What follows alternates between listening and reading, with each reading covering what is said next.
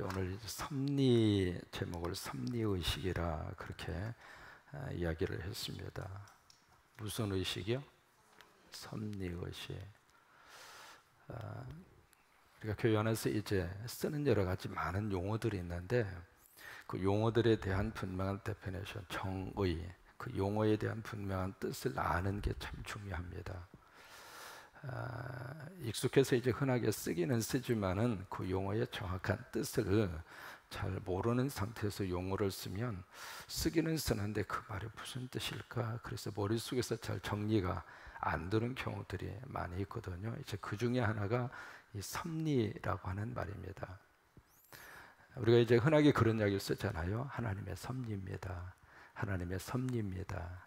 그런 이야기를 흔하게 우리가 쓰고 듣는데 과연 이 섭리라고 하는 말에 대한 정확한 이해가 먼저 우리들에게 이제 필요하게 됩니다. 이제 섭리라고 하는 말을 또 우리가 좀 쉽게 풀어서 이제 뜨자면 하나님의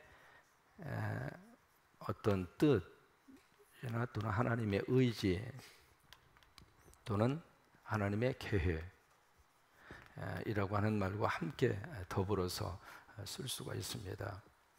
그러니까 이것이 하나님의 섭리입니다 라고 하는 그 말 속에는 이것은 하나님의 뜻입니다, 이것은 하나님의 계획입니다, 이것은 하나님의 의지입니다 라고 하는 그런 말로도 좀 더 쉽게 풀어서 우리가 볼 수 있습니다. 이 섭리라고 하는 말의 단어에 대한 정확한 해석은 이렇게 해석을 해드릴 수 있습니다. 창조주 하나님이 세상 모든 걸 다 창조하셨잖아요. 창조주 하나님이 피조물을, 그러니까 창조함을 받은 모든 것은 다 하나님의 피조물이잖아요. 하나님께서 창조해 주셨으니까 창조주 하나님이 피조물인 모든 것을 하나님의 구원의 목적과 뜻에 맞게끔 이끌어 가시고자 하는 하나님의 목적과 의지,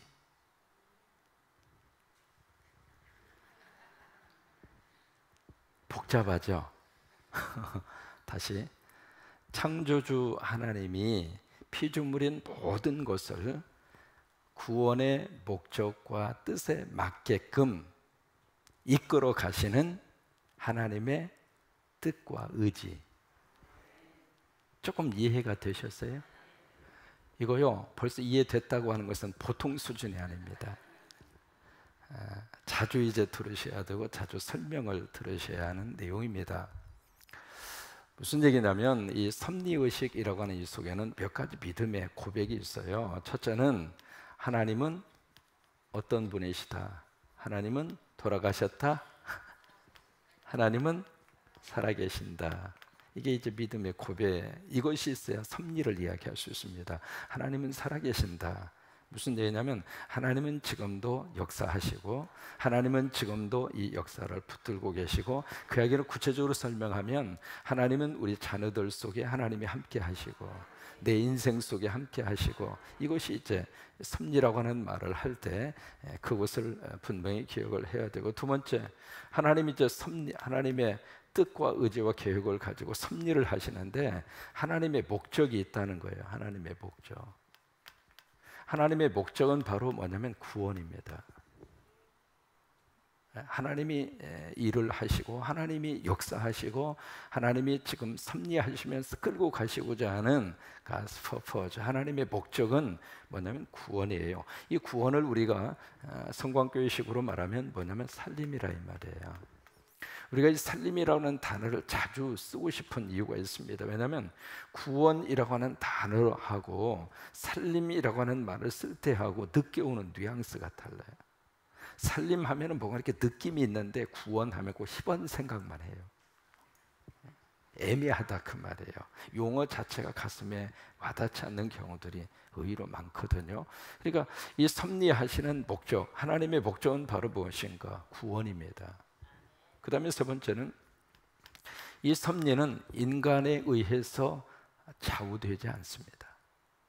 상황과 처지에 의해서 이 섭리 자체가 굴곡되지 않습니다. 다시 말해서 하나님의 섭리는 하나님의 목적을 따라서 누가 끌고 가시는가? 사람이 끌고 갑니까? 하나님이 주도적으로 하시는 거란 말이에요.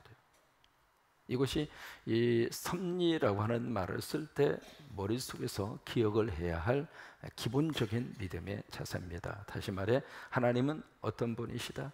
살아계신다. 또 하나님의 목적은 뭐예요? 구원, 살림이다. 그리고 이 섭리를 끌고 가시는 분은 사람이 아니라 누구다? 하나님이다. 그 말이에요.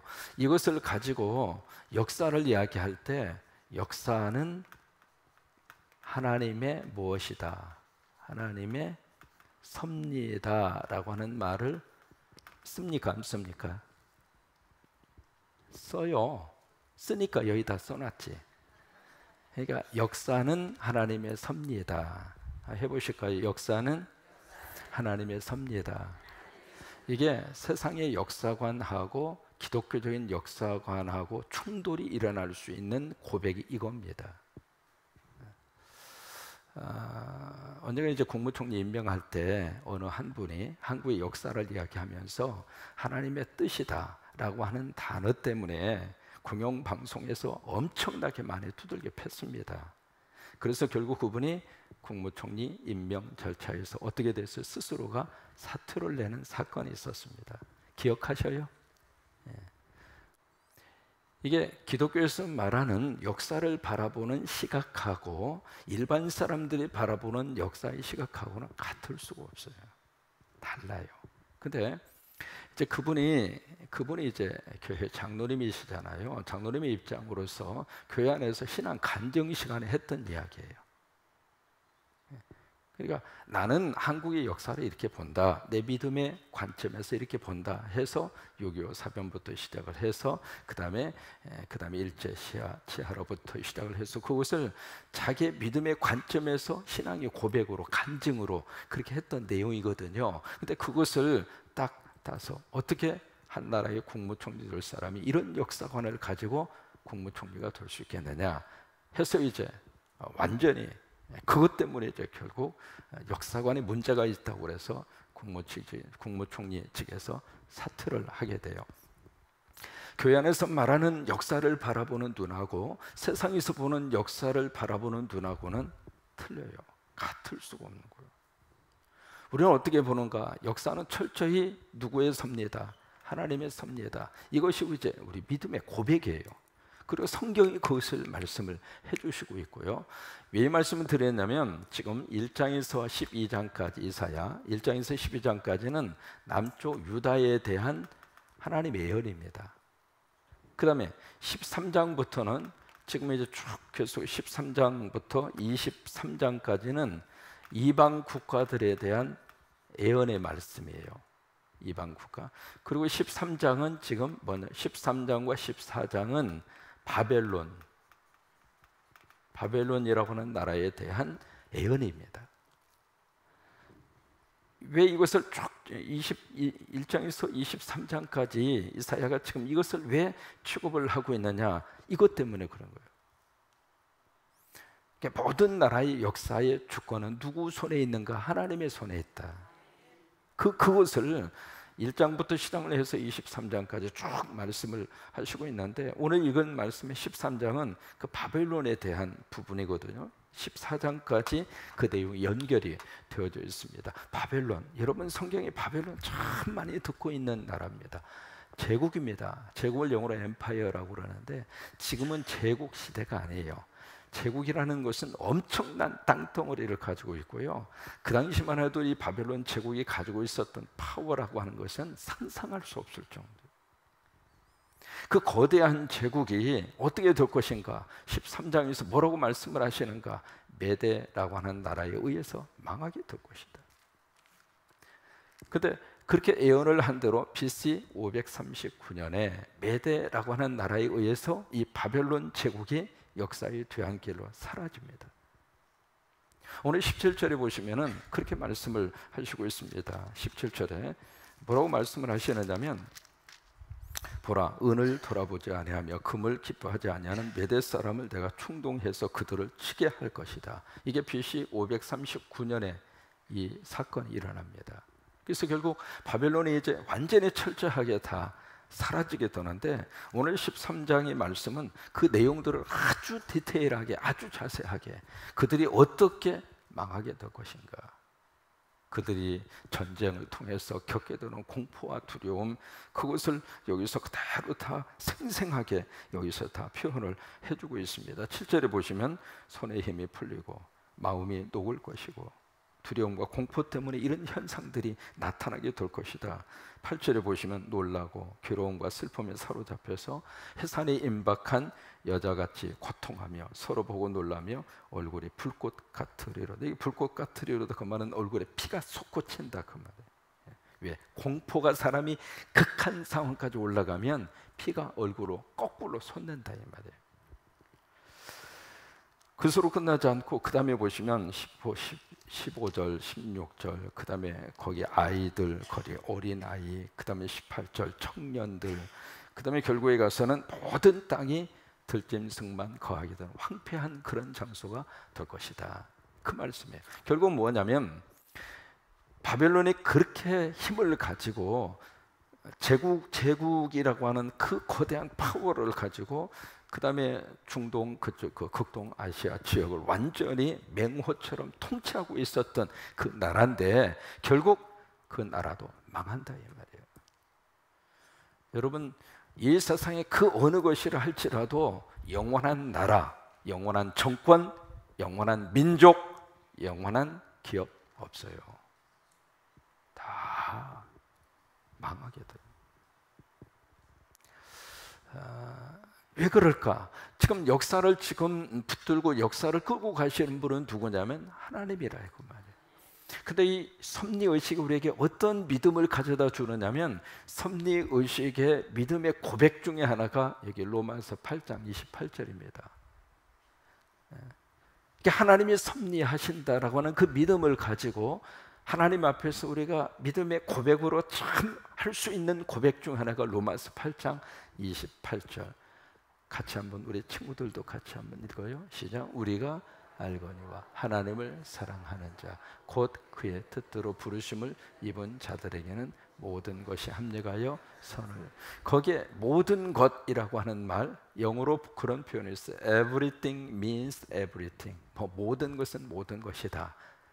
그런 말장난 같습니다만은 모든 것이라고 하는 저 속에 뭐가 들어가 있느냐면 모든 사건, 모든 일들, 모든 프로세스 과정들, 그게 다 모든 것이라 이 말이에요.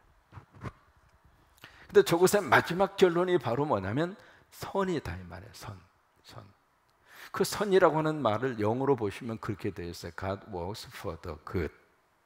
the good이라고 하는 정관사가 붙었잖아요.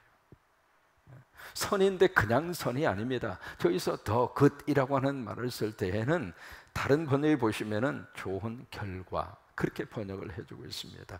결국 우리가 이 하나님의 섭리의식을 딱 가지고 살면 내가 지금 힘들고 어렵고 지금 내가 생각하고 계획한 대로 되지 않는 그 일까지라도 하나님이 다 역사하셔서 내 인생에 유익이 되도록 우리 인생에 하나님의 목적을 이루어 드릴 수 있는 그 길로 갈 수 있도록 그 모든 과정과 역사를 누가 지금 끌고 가시는가? 하나님이 끌고 가십니다. 두 번째, 이 섭리의식을 가지면 우리가 뭘 하는가?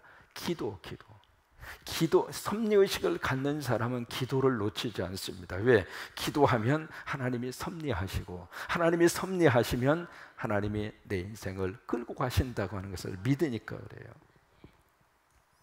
서울의 충신교회 집사님 한 분이 신앙생활을 열심으로 잘하셨어요. 그런데 어느 날 몸에 이상이 있어서 가서 진찰을 해보니까 간에 문제가 있어가지고 간에 복수가 차서 심각한 지경까지 간 거예요.